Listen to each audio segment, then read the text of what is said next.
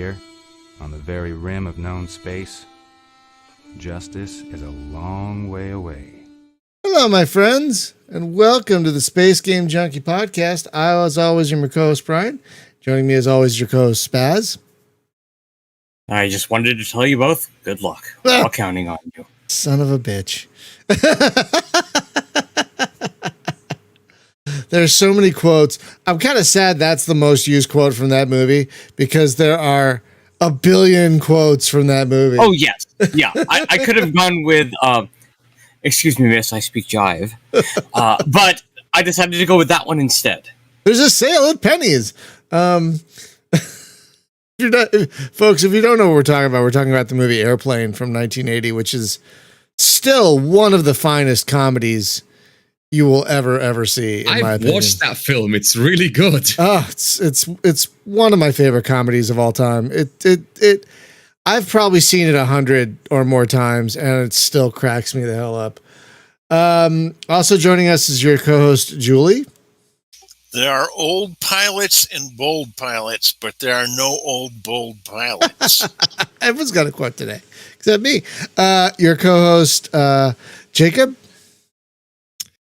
You take the red pill, you stay in Wonderland. I show you how deep the rabbit hole goes. I just watched a whole analysis video that was like half an hour long, just on. Well, it wasn't that long, but it was long on the monologue that Mr. Smith gave, Agent Smith gave. Oh yeah, in that movie, the best part of that movie, basically, because Hugo Weaving is a treasure. Also joining us, really good. Oh my god! Also joining us is your co-host David. Please insert quote here. In brackets. Thorsten still sadly can't join us. He's still having internet issues. Hopefully he gets those resolved soon because it's really not the same place without him. We miss him terribly. Thorsten, if you can hear this, we hope you come back soon. But today, my friends, we have a topic that's near and dear to at least my heart, and we're calling it the plane sim versus the pilot sim. I've been playing, if you haven't noticed, a lot of classic flight sims on the streams of late because I was inspired by Y485's Tiny Combat Arena to revisit a very specific era of flight sims, late 80s, early 90s. And a man whom we've learned hadn't actually played any of those. Until very recently, at least. So... That was a podcast and a half. That was a podcast and a half, indeed. So the discussion has been coming up during our streams of what my friend, I have to give him credit, Denny Atkin calls the plane sim versus the pilot sim. Now, Denny wrote for gaming magazines back in the 90s. He wrote specifically about flight and other simulations, so he knows a thing or two. And so what that means is a pilot sim is less focused on the fidelity of the aircraft and more of, oh, you're a pilot in this war and you have these missions to do and there's all these things going on around you and you gain medals and you gain ranks and whatnot. So you're a smaller cog in a larger machine. And like the sim that I didn't have time to record any footage myself, so I'm using the trailer of F-19 Stealth Fighter. F-19 is probably one of the best pilot sims you can get because, I mean, there's flying involved, but you're much more engaged with staying as stealthy as possible and being unseen, and that really makes you feel tiny in this big world, and it's really amazing. And it's a 30-some-year-old game that still holds up, in my opinion. Because it does that so well. The plane sim, by contrast, is a Y85 Denny Atkin. I could never remember which magazine he wrote for, but yes, Computer Gaming World. He's a friend of mine. I've known him for years. Great guy. So anyway, the plane sim, to be specific, is a sim that focuses on the fidelity and realism of the aircraft itself. They also call them. Well, Jacob, I was a bit confused about this. The study sim, that term. I thought the study sim was a simulation that focused on a variety of aircraft instead of just one aircraft. But the other day, you said it was a sim that you had to study for, like the DCS game. So I'm a little confused as to the actual, So, study sim or study simulator is a bit of a vague definition, admittedly. Okay. And in essence, it doesn't necessarily refer to a single plane or multiple planes within one setup. It is something like Microsoft Flight Simulator or even DCS World. In essence, it focuses fully and completely on Brain, please work with me. It focuses completely on the plane in that it tries to recreate the plane in its entirety and give access to the player to every bit of said plane. Yeah, every switch, every button, every Yes. realistic startup sequences, yada yada yada. Which includes there are the big examples of that are some of the modules, not all of them, in Microsoft Flight Simulator for civilian aircraft, and for military aircraft, it is obviously DCS World, and to a lesser extent IL-2, to a much lesser extent IL-2. And IL-2 is an interesting game as well because it throws kind of a massive wrench into the dichotomy of study sim and pilot sim. I honestly think IL-2 is a really fun example of this because when it started, it was much more of a plane sim. And over the years, they've been tweaking it more and more to a pilot sim by adding a career mode and everything. Competent career mode, good dynamic campaigns, while still having a variety of aircraft with authentic levels of performance, on top of just being, but while still being a actually fun multiplayer game. Okay, I think Y gets it. I think Y hit the nail on the head. I was thinking survey sim and not study sim. I'm not familiar. Okay, survey sim is... Explain, please. The survey sim is a thing like Jane's Fighters Anthology, where you have a lot of different aircraft. So I was getting study sim and survey sim confused. I apologize for that. Thank you. I've not heard of the term beforehand, so I couldn't correct you. Yeah, the survey sim, it was my own confusion. I got study sim and survey sim confused. So you're right. You were right in your usage of study sim. I was thinking of survey sim, which is like, the old Jane's games where you had 18 planes, or like Strike Fighters 2 would be a survey sim because it's got like 20 some aircraft you could fly or whatever. But what we want to talk about today is like why a lot of us miss those old pilot sims. Maybe what happened what happened that made plane sims the dominant force in simulations, and why there's hope for the future. Why 485? There's hope for the future. Sorry. Amusing. That was terrible. I shouldn't have Funny. done that. I shouldn't have done that. So when we're talking about pilot sims, which is my preference, personally, we're talking about usually older games, 80s, 90s sims, like F-19 and a lot of the micropro sims. Like so many of those micropro sims, you had to register a pilot. You had to register a name, and that you would lead that pilot on a series of missions throughout a campaign. And not every sim did this, but a lot of them did back in the day. And I think it really helped make you feel more connected to the world you were flying in. It's almost kind of like a role-playing game. You're leveling up, you're gaining ranks, you're gaining medals. And in some games... Then you get your sorry ass blown up by a SAM. Yes. And then you have to start all over again. Kind of like a roguelike. But some games would actually unlock certain things once you rank up. Like I think it was Tornado, where once you reach the level of captain, you could have multi-plane. You can open up multi-plane missions, with Wings of Four. Oh, geez. I heard that. Damn. Sorry. So there was also an incentive to rank up in some of these games. So that's what I really miss about flight sims and why I'm so loving going back to this old era of sims, because that one, I think these kind of pilot sims remember well, for me at least, they focus a little more on fun than fidelity. I don't find hyper fidelity that fun, personally. I know a lot of people do. Like Jacob, you like DCS, if I recall, right? Yes, for a couple of reasons. Go ahead.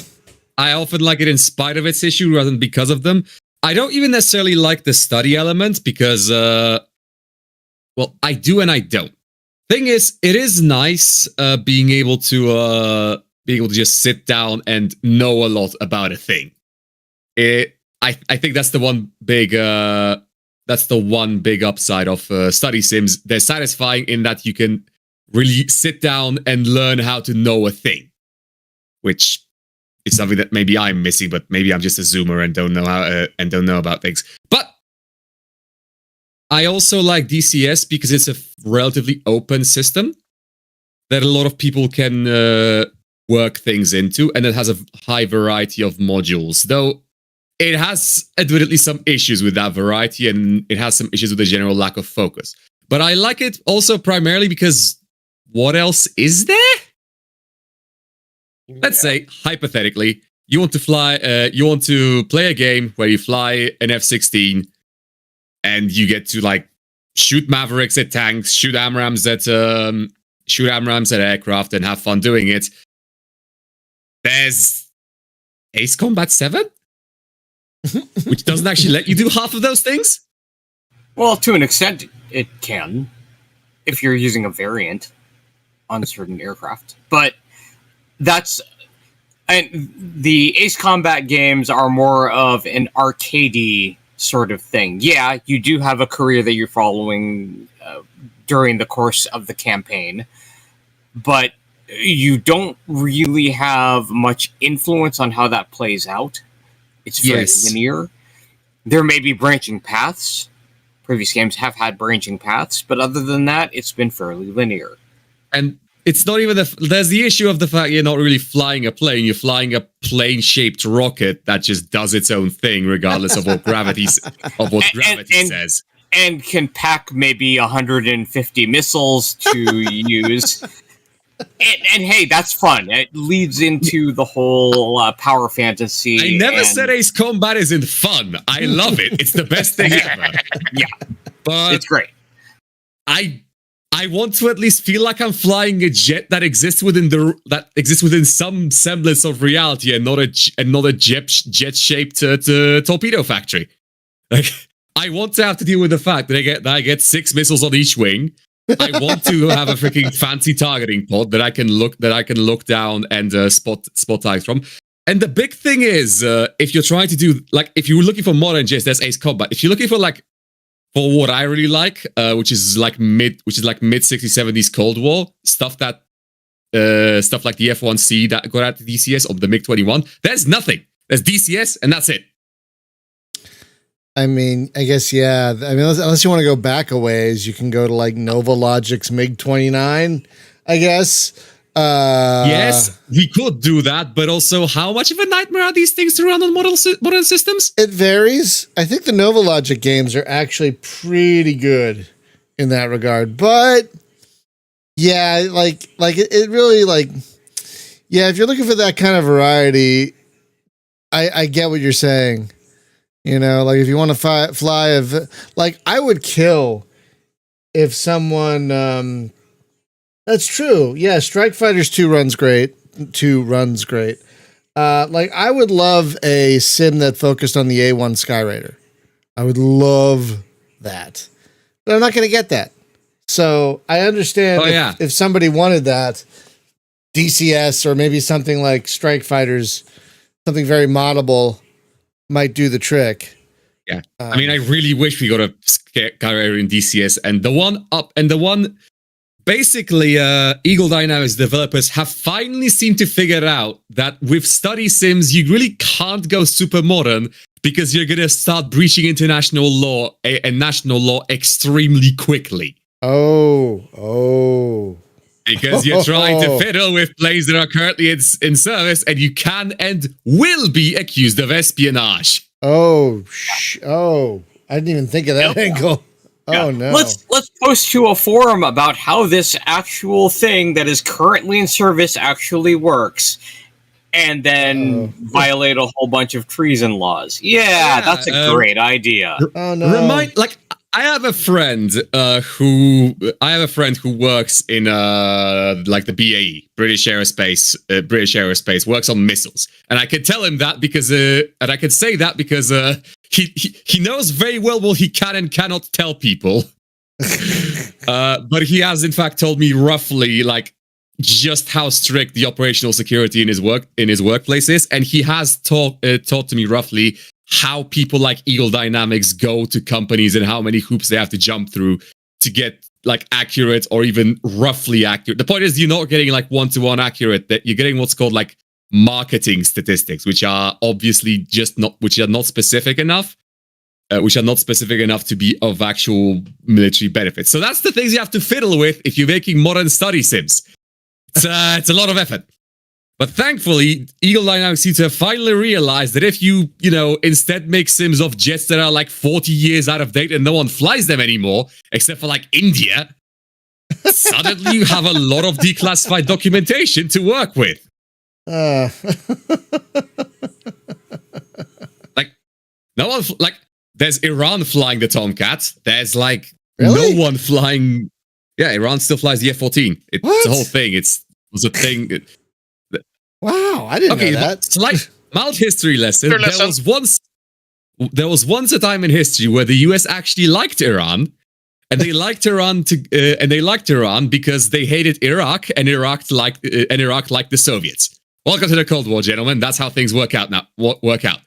So they gave Iran a bunch of their most top-of-the-line Navy aircraft, and they proceeded to absolutely demolish, to completely clear the sky over Iraq with these. And then they turned their backs on the US, and then Iraq got more pissed at the US and imperialism and Middle Eastern history, and it's a shit show. And point being, God damn, I had no idea. Yeah, now you do. That was a whole thing. In a way, I love the F-14, so in a way, I'm glad some of them are still flying. But yeah. Whether or not they're flying is debatable. A lot of them are using heavily cannibalized parts. But that's, again, we're like 6 diversions deep again. So back to DCS. It's fine. It's still related. It's still related.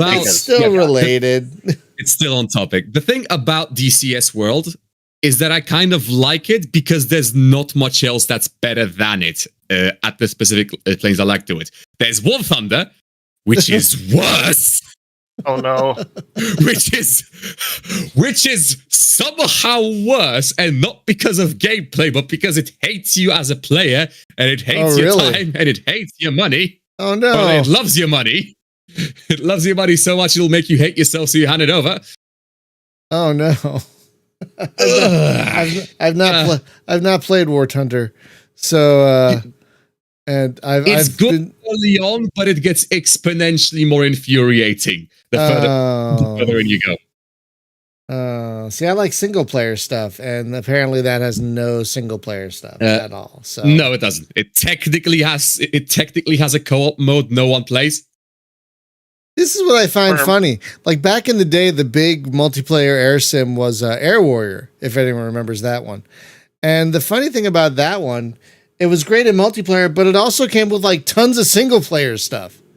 You know, you could buy. We don't have that anymore. Yeah, you could buy a box copy of Air Warrior, never touch the online stuff, and play for hours and hours and hours of just single player stuff. Now, the upside of DCS is that the single player stuff, besides the dynamic campaign, which isn't a thing yet for some reason, is decent. On average, every module ships with at least one dedicated campaign, the one that you have to pay like $5 to $10 for separately. But And the issue is that third party, so they vary dramatically in quality. And also, some of the best ones end up in modules that no one plays, like the weird, like stuff like the C101, the weird training jet that no one plays. That has a campaign.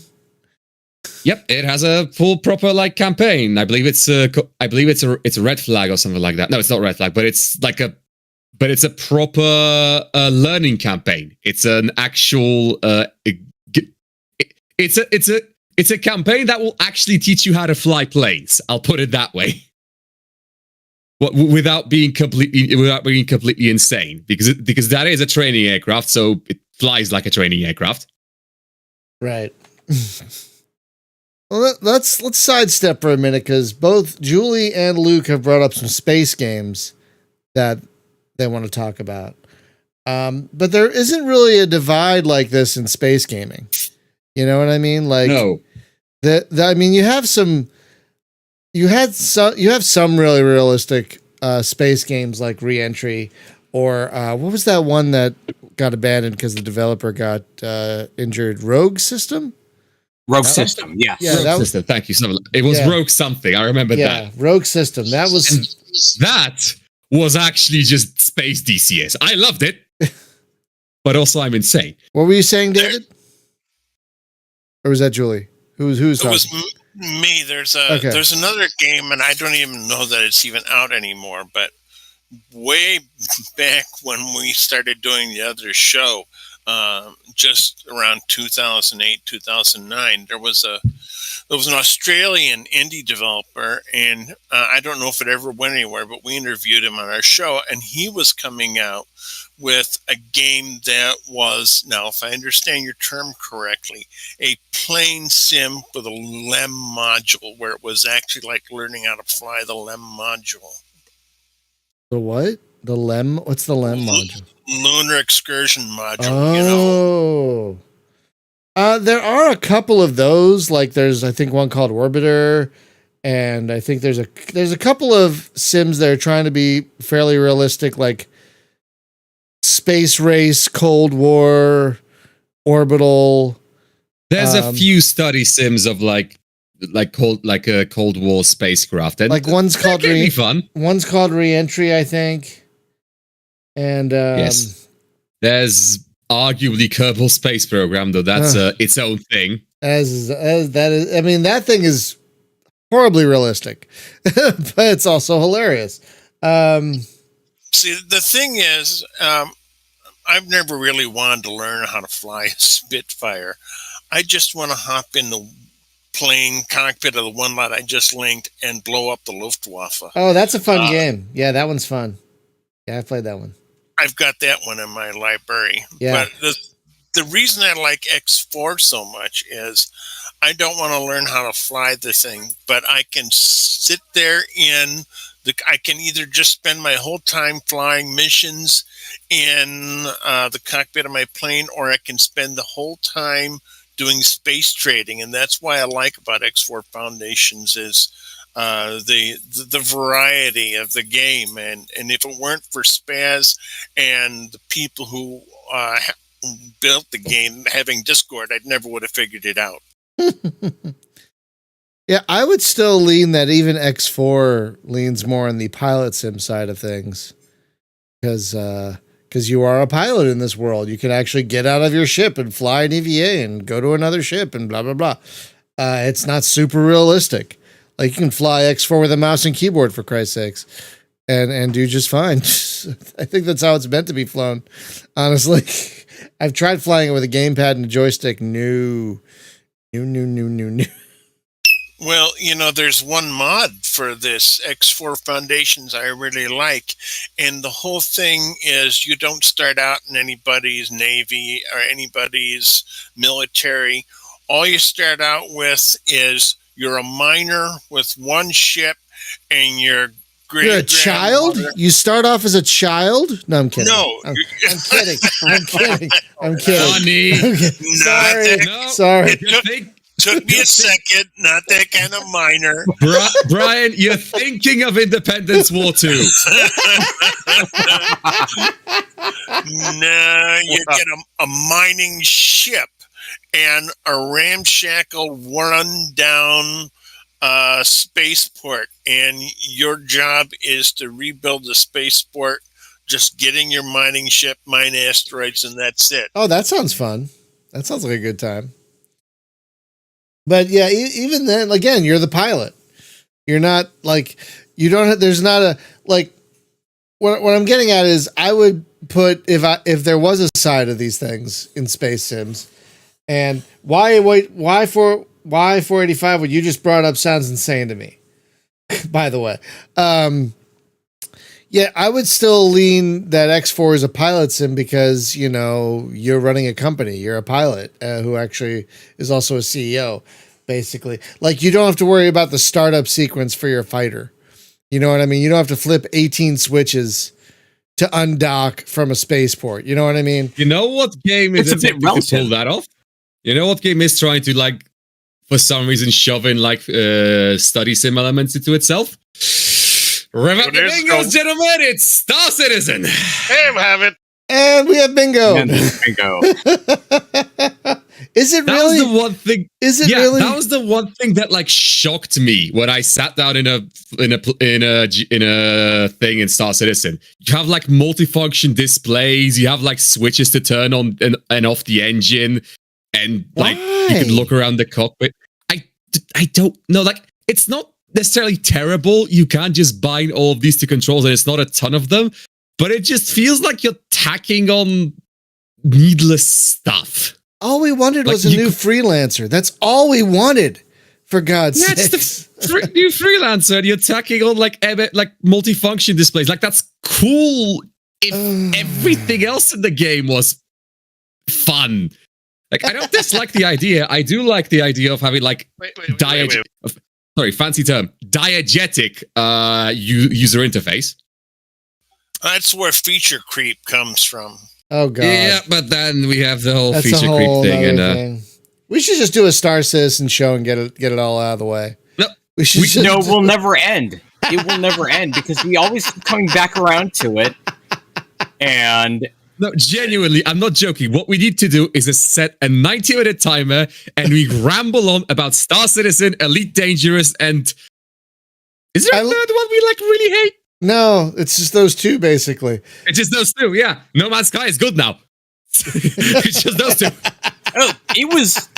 I would argue No Man's Sky was good from the very beginning. I think a lot of people just expected it to be more than it was. And now it's already exceeded what the promise at the beginning of it was. Yes. So... Agreed. Yeah, you can't really... That's not a tree one can shake and get anything new out of that. Well, yes, especially not now. Especially not nowadays. Point being, it's definitely good now. It is not Star Citizen. I do love this idea. We set a timer and we just rant, and when the timer goes off, we have to stop. We have to stop. It's our equivalent of like the 5 minutes of hate. No, I love it. I love this idea. Once per year, we do the 90 minutes of hate. I love the airing of grievances. I'm actually adding this to the schedule right now. We're going to do this in a couple of episodes. I'm actually adding this right now because I think this will be hilarious. I have a month and a half of leave time saved up. Would you like me to set aside a month? I have a vacation to go to at the end of the next month. I don't think I have that much. I can spend like 2 weeks. Airing of grievances. That's what I'm calling it. You're actually putting that down in the vault. Yeah, episode 394, August 17th. That's what we're doing. Absolutely. Airing of grievances. Let's go. Right. So now that tangent is over, but yeah, space sims don't really have this separation of the pilot sim versus the plane sim because most space sims are science fiction. They're trying to be fun. So you have more free space and you have more Wing Commander and you have more this.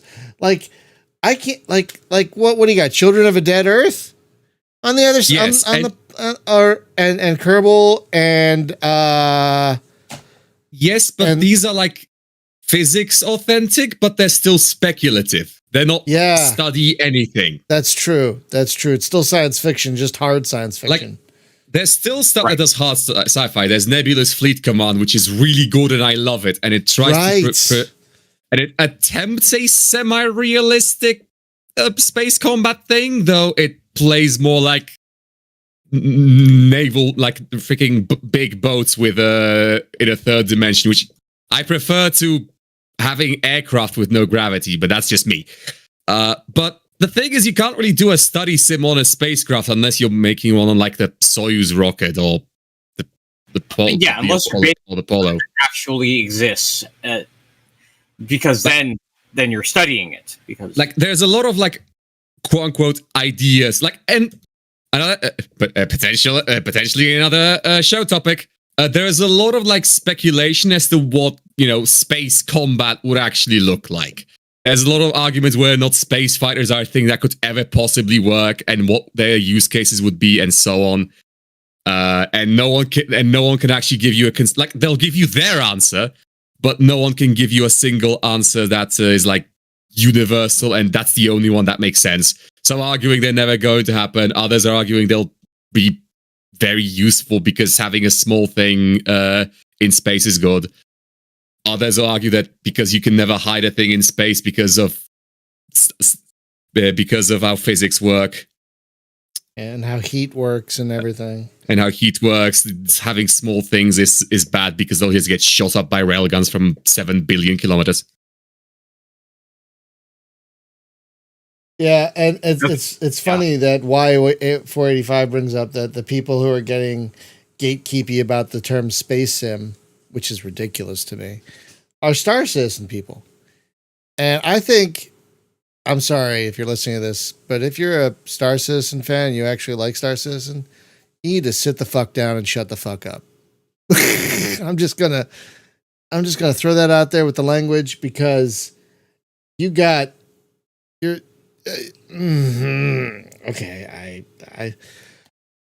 I'm so angry right now.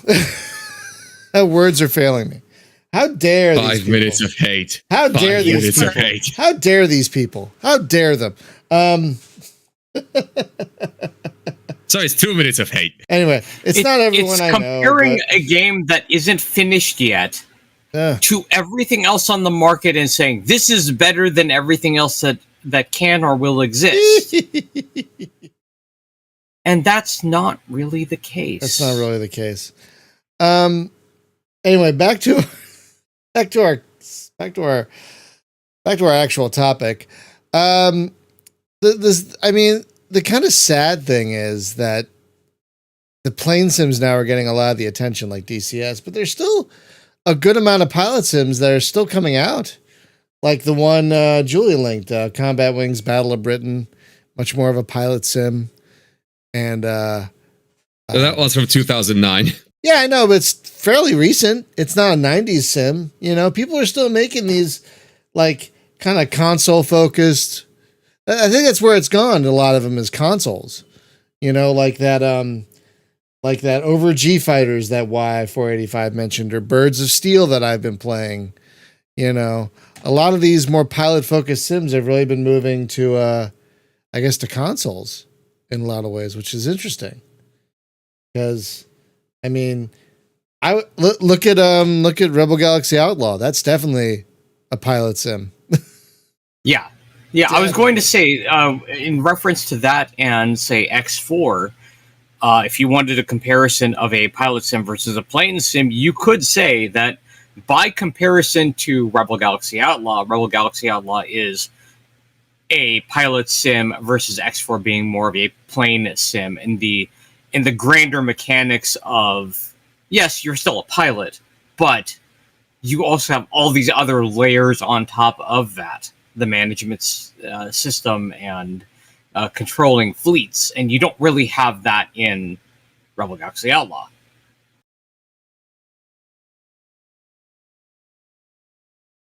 Fernando, you would like something like Microsoft Flight Simulator, but in space? That would be great. Microsoft did make a space simulator back in the day, if you recall. Once. just once, and it was good. It wasn't bad. I don't know what happened to it. I don't know if it didn't sell well or something, but they never did another one, which is really weird because it was good. It was actually there are a lot of one-offs that never go anywhere back in the day. It's weird, but like it's interesting because I think one thing a lot of these pilot sims have that plane sims don't have as much of, I think, is longevity. Like, I could tell someone to play F-19 today, and they probably wouldn't have that hard of a time getting into it, because I think for a flight sim, it's probably one of the most approachable flight sims you can get. You know, you can play it with a mouse and keyboard easily. You don't even need a joystick, to play it. And, it's just so approachable, and I think people could play games like this today. Oh, I forgot about that 303 Squadron game. I'm sad about. I think I own it. I think I kickstarted it, and I own it. Yeah, you own it. Yeah, I haven't even touched it. I don't know why. I mean, granted, the history it's trying to cover is really interesting. It's the actual Squadron was really interesting in the fact that they were primarily Polish refugees that had pilot experience, and they fought under the RAF. Yes, 303 was especially all Polish and one Czech pilot. Oh wow! Who rather famously, how do I put this? The Czech pilot was rather famous for dying in a glorious manner, not to the Germans, but to trying to impress his crush back at base, doing a loop and crashing into a tree. Well,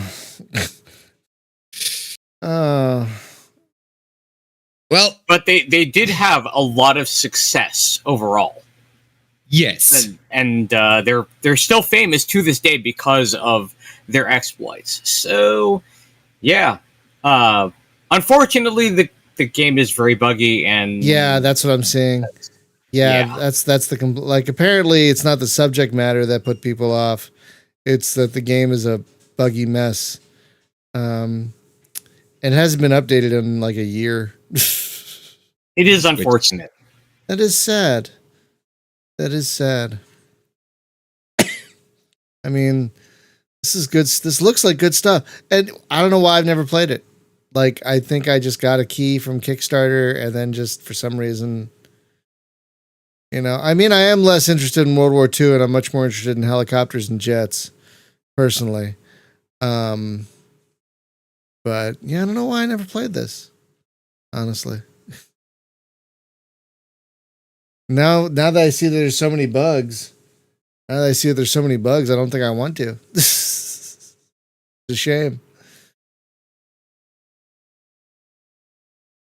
There's still, like, you can still get so many great plane sims even today, like F-19. The Novalogic sims that are still available on Steam are really great. F-16, MiG-29, F-22. Those are really great. And there's and that's gonna be a take. It's gonna be a take when you realize what I say. Subwar 2050. Oh yes. So folks, if you're not aware, Subwar 2050 is basically an underwater space sim. Basically, it's basically Underwater Wing Commander. It's convinced to the fact that space sims handle like submarines and just gives you a submarine. Yeah, but in space you don't have to deal with thermal layers and stuff. Yeah, it has competent stealth mechanics. Yeah, and I'm terrible at it. I'm so bad at that game. I'm actually pretty decent. I guess I do have a lot of experience with Silent Hunter and stealth games in general, so understanding how that works is really helpful. But it is still, I wouldn't say jank, it's just has problems with aging in that it's a bit obtuse, partially intentionally. The controls are a bit jank. Yeah. But it is immensely fun when everything works out. And now because stealth games are great. Yeah. And it's also great when a sim can really straddle the line between a plane sim and a pilot sim and do it well. IL-2. IL-2, Falcon 4, many of the Jane sims like Longbow, F-18, they did a great job with that. It's just a crime they're not available digitally anywhere for whatever reason. Oh my God, such a crime. Because they are all worth owning. But I'm really sad that like plane sims have been getting all the attention because it's driven people away. Like Andy Hollis, who worked on F-19, who worked on Longbow 1 and 2, he was driven out of the industry because all the rivet counters were telling him how shit his games were. And you can only take so much of that, So for me, at least, there's a level of anger toward the rivet counters that will never entirely go away. And the thing is, this all happened around the same time as Space Sims dying, like the very late 90s, early 2000s. Like this all happened kind of around the same time, which is interesting. Which should be a lesson. Don't gatekeep. Because that can lead to devs leaving the industry. Oh, God, yeah. And affecting more than just the games that you happen to like. But if I don't gatekeep, it'll be so special. It won't be as special if I don't gatekeep. Then had this entire episode before, I know. And that's exactly why I'm harkening back to that. Because it needs to be said. Yeah, you're not wrong. But YH85 brings up a good point. There was a confluence of so many factors. Yeah. I blame it primarily on consoles. Primarily, like the success of the PlayStation 2, especially. Like, and Microsoft creating the Xbox. Had everyone like, oh, we gotta make games for consoles now. Screw the PC. Also, yeah, that. And that's what I primarily blame it on. There were other factors, I'm sure. But yeah, it's just a shame that these kind of pilot sims have really died out for the most part. Because they're so great. So many of them are so great. And I wish, and I'm really glad Y85 you're making Tiny Combat Arena, because that really harkens back to a time of Sims that I love personally. And I think there's an audience for that. Just like there was an audience for Space Sims that was forgotten until Star Citizen Elite. I know. Until they reminded people that, hey, people actually like space games. Maybe there's money in this.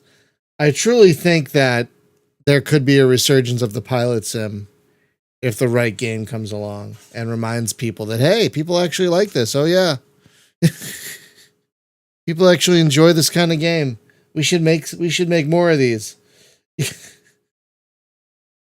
I really hope that happens.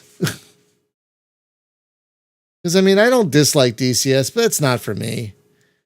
I mean, I didn't have a lot of patience for realistic sims when I had more time and patience.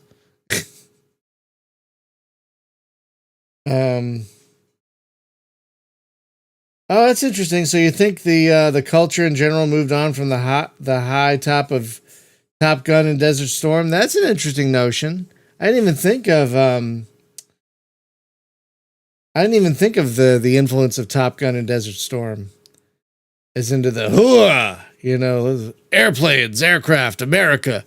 That's a very good point. I didn't think about that. I mean, it's not like what was the thing in the 90s? It was a Kosovo. It was Kosovo. Kosovo, yeah, that really didn't get people's. That didn't really light people's fire about aviation, like Desert Storm did. God, remember for years there were all these just Desert Storm games, just for years.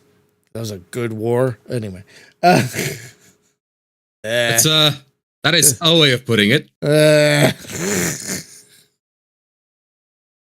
But yeah, no, I think Y85 is a good point. Like, for a while, there was a big thing about, there was Top Gun, there was Desert Storm, there was a much bigger, I guess, interest in aviation.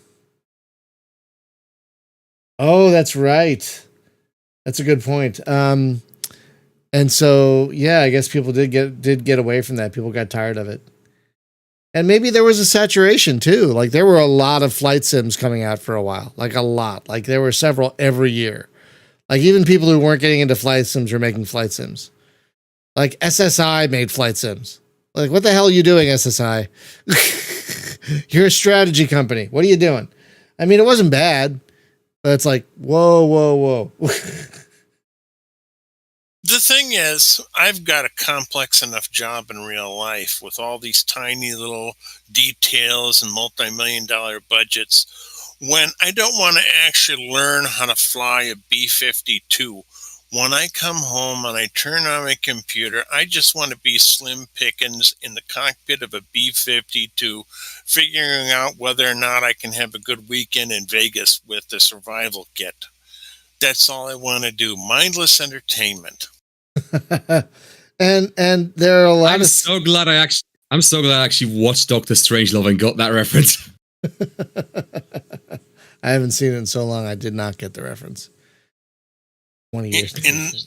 In the reference, Slim Pickens plays this, and at the time he didn't even know what the rest of the movie was about. But and when he first started, everybody thought he was somebody who was working on the set, and by the end of the movie it was Mr. Pickens, and he plays a combat pilot in a B-52, and at some point it is like if there is such a thing, it's like a funny version of Failsafe, and he plays a B-52 pilot with a nuclear bomb that Peter Sellers, who plays many roles, including the President of the United States, fails to be able to call back. It sets off World War Right. III. The famous shot of Slim Pickens riding the bomb. That's it. 145 semi-automatic pistol. Shoot, a feller can have a good weekend in Vegas with all this stuff. Combination Holy Bible and Russian phrase book. Yeah, $100 in rubles, $100 in gold, 9 packs of chewing gum, single-use prophylactics, three sticks of no smear lipstick, 3 pairs of nylon stockings. Yep, that's an amazing movie. You remember a lot about that movie. My God. I just want to have fun. This is why I like things like the warplanes thing and, movie like the Combat Battle of Britain, things like that. My relatives, as far as being in the military, jumped from the Civil War to the Vietnam War. So back during World War I and World War II, I didn't have relatives in the military. They just started with the flight during Vietnam. And I had a relative that flew a B-52, though. Oh, nice. I mean, yeah, there are still sims where you can just jump into them. You didn't link the Switch one, by the way. You were going to link the World War Pilot sim for the Switch, and there was no link.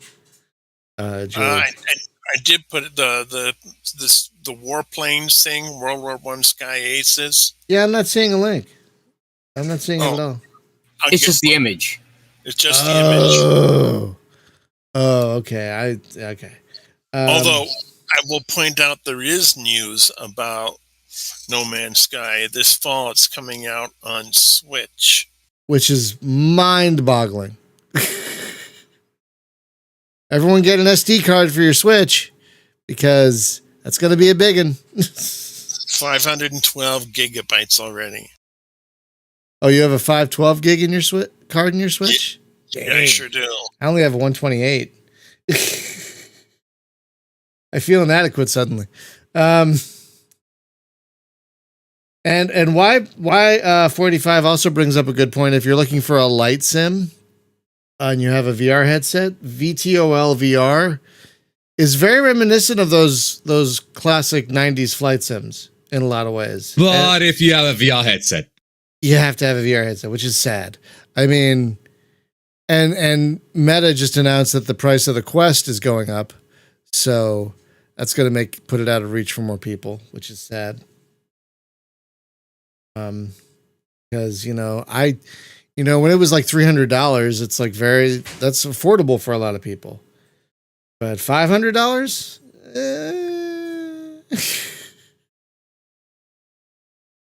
Not so much. Thanks, Jose. Thanks. I'll be all right. I think the only thing I could take is a larger SD card. I think that's the only thing I can take to feel less inadequate. I'll have to buy a new one. But yeah, VTOL VR is very good. But I do wish there were more Sims like the classic 90s Sims. Honestly. I really, really do. I miss them terribly. And I'm really glad I've been playing these old Sims because they're so great. They're so great, these old Sims. And it's great that so many of them are available to buy digitally. Like you can buy Hind and Apache and F-19 and European Air War.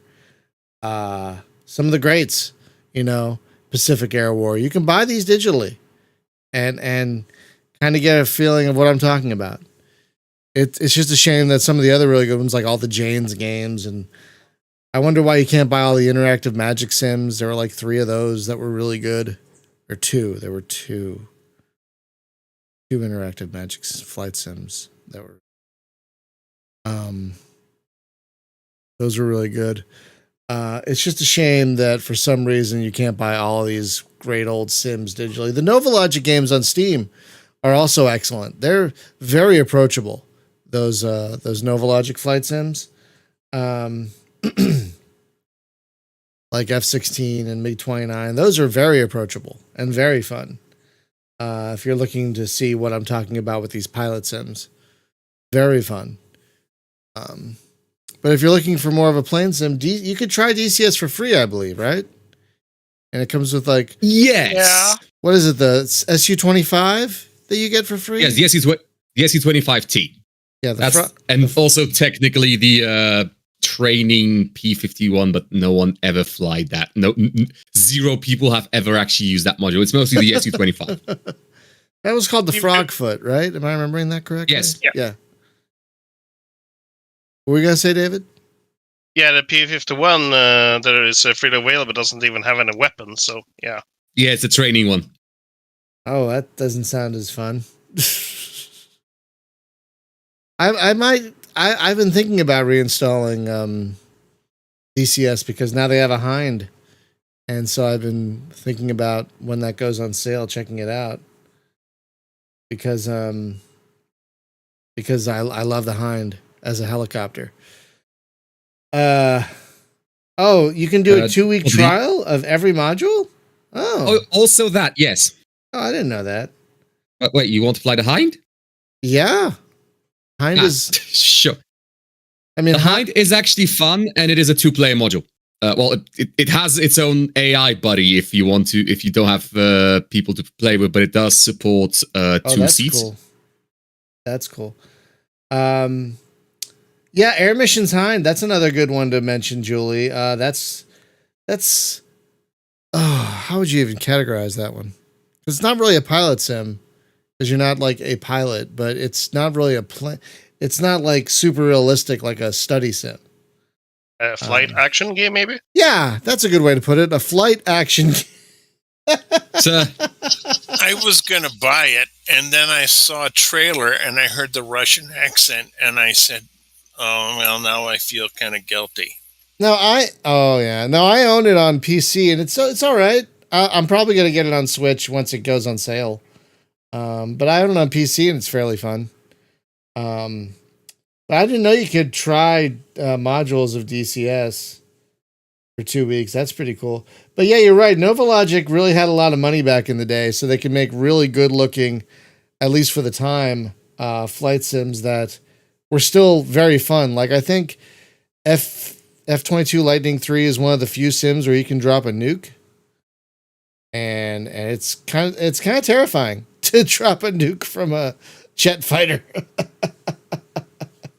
Yeah, quite scary. It is because you drop it and then you like, oh my god, do I have enough fuel to afterburn for long enough to get away? Oh god. Yeah, but those are a lot of fun, those Nova Logic sims.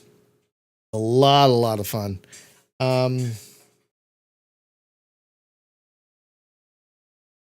Oh yeah, you could do that in the demo. That's right. Yes.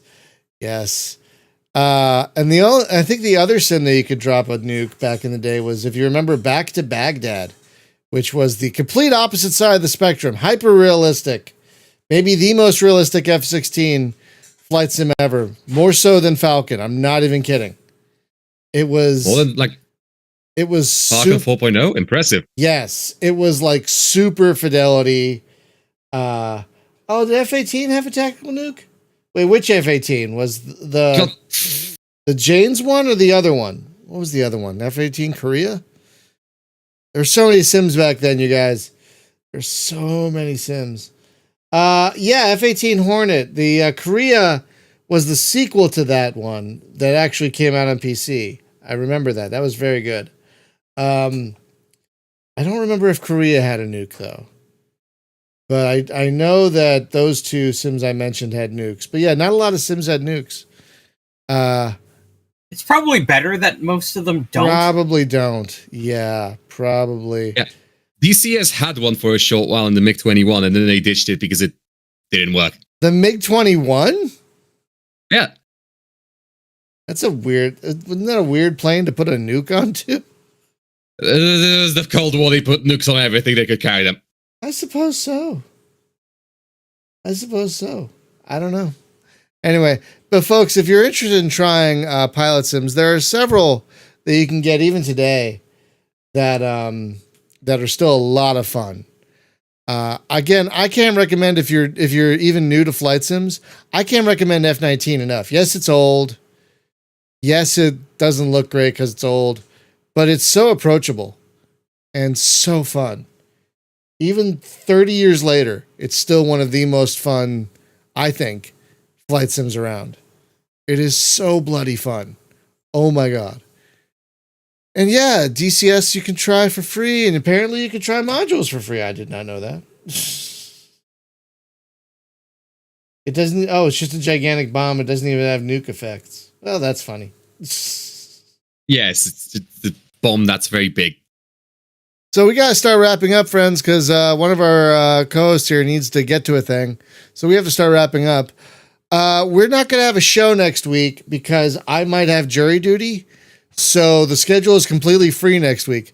I'm thinking if I don't have jury duty next Wednesday and we can all get together, we do something like Deep Rock Galactic or something. I think that would be a blast. My suggestion is more Space Beast, but or we could do Space Beast or Parsec. Parsec would be good. You mean Pulsar? Pulsar. What the fuck is Parsec? Oh right, Pulsar has a submarine. There's a submarine. That's right. There's a submarine campaign, and I am calling dibs on captain. I will wrangle y'all into a competent sea crew. This is my ship now. I'm the captain now. Yes. None of y'all even know what a freaking nautical mile is. I'm gonna show you how that shit works. It's a mile in the water. Isn't that what a nautical mile is? It's a mile of water. Isn't that what a nautical? I don't know.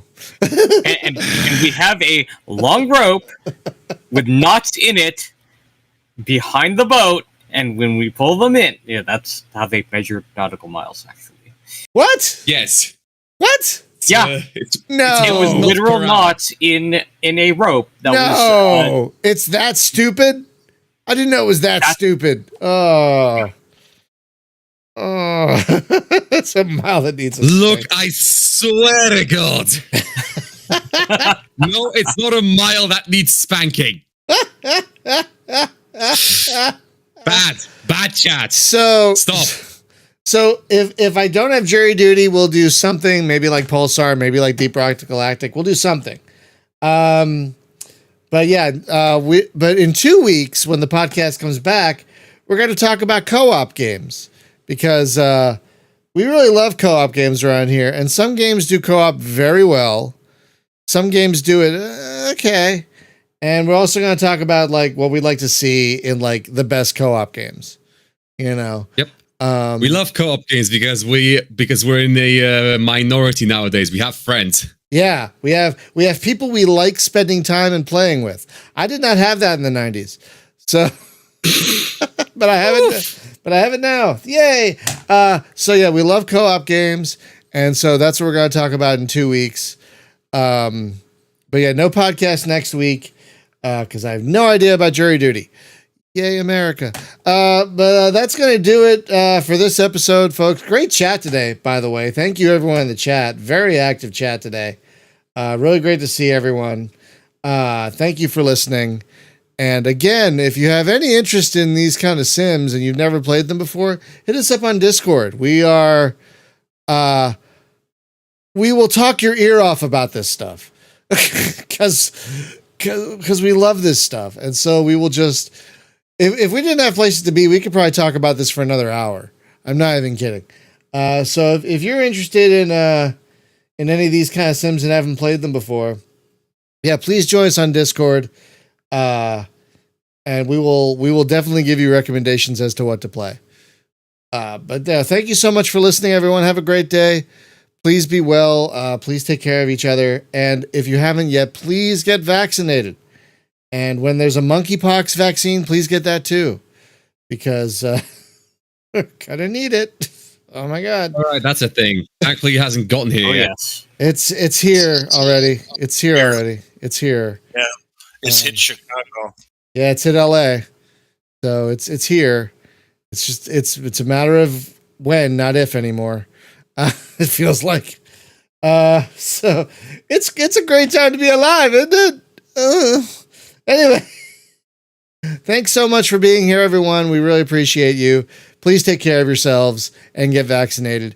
And we'll see you back here tomorrow for more Warhammer because I'm done with Fly the Intruder. So we'll see you back here tomorrow for more salsa making. Have a great day, everyone. Bye-bye. Wait.